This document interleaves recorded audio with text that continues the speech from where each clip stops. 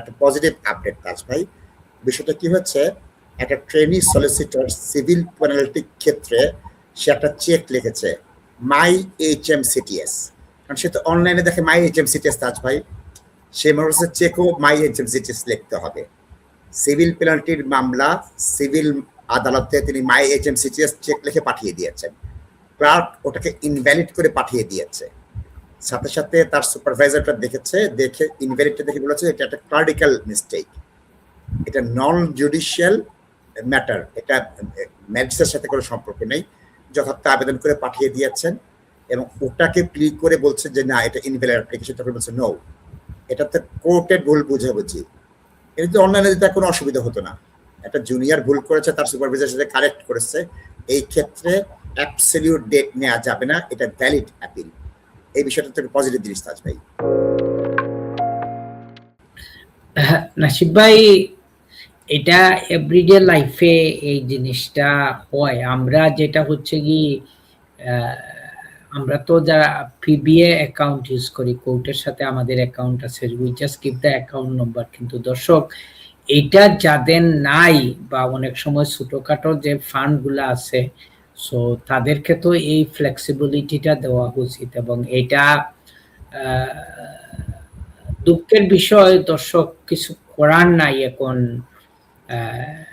Check লেখছে, check তো আর এগুলা মানে বিট আউট অফ ডেট হয়ে গেছে। এখন তো অনেকে তো চেকই তো লিখতে পারে না নাওয়াডেজ। এবং সেকেন্ডলি যেটা হচ্ছে নাসিব ভাই, আমি আমার নিজের অফিসেরই অভিজ্ঞতা বলি নাসিব ভাই, আমার অ্যাডমিন স্টাফরা যারা রিসেন্টলি জয়েন করছে, আমি কিন্তু ওদেরকে এই হাত দিয়ে কামের মধ্যে কিভাবে অ্যাড্রেসটা লিখতে হয় ওইটাও কিন্তু দেখাই দিতে হয় নাসিব ভাই। সো ওরা ওই জিনিসগুলা বুঝে না, পোস্ট এগুলা বুঝে না, বলে শুধু email email email.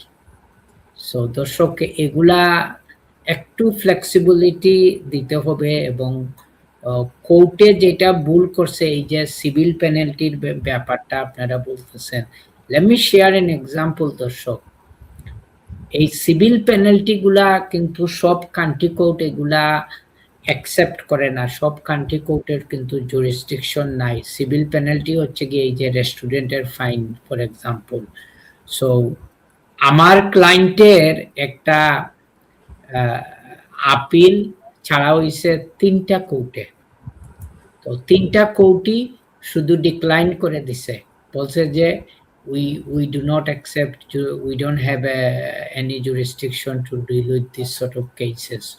So eventually এটা গেছে কেন্টের যে ক্যান্টারবারি কান্ট্রি কোর্টে গেছে, ওরা অ্যাকসেপ্ট করছে। So out of time issue আসছে, বিকজ এখানে 3বার 3টা কোর্ট করছে। সো জাজ পরে যেটা বলতেছেন যে লোক, এটা সলিসিটারের কোনো দোষ নাই, সিস্টেমটাই হচ্ছে কি সিভিল পেনাল্টি যাবে লোকাল ক্যাচমেন্ট কোর্টে। যদি লোকাল কোর্ট যদি ওইটা না বুঝে, জুরিসডিকশন না থাকে, ওরা ইন্টারনালি ইনভেস্টিগেট করে, they will should find out which is the nearest court which will accept it. So উনি প্রায় 7 মাস পরে আউট অফ ডেট উনি কিন্তু আপিল অ্যাকসেপ্ট করে দিয়েছেন। উনি বলছেন যে না, এটা অন টাইম আপিল, এখানে সলিসিটারের কোনো দোষ নাই, দোষটা যারা করছে আমাদের কোর্টের স্টাফরা দোষটা করছে।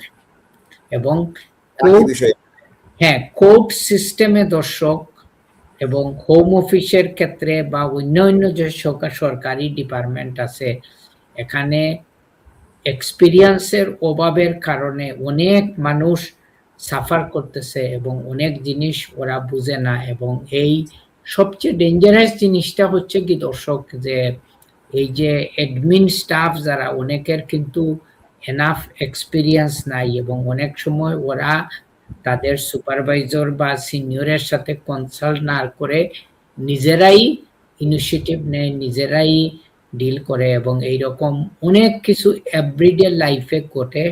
কিন্তু কোর্ট থেকে ডিসিশন আসছে, which is a good news, but আমি জানি না এটা কতটুকু বাস্তবায়িত হবে in reality, I don't know. ধন্যবাদ ভাই।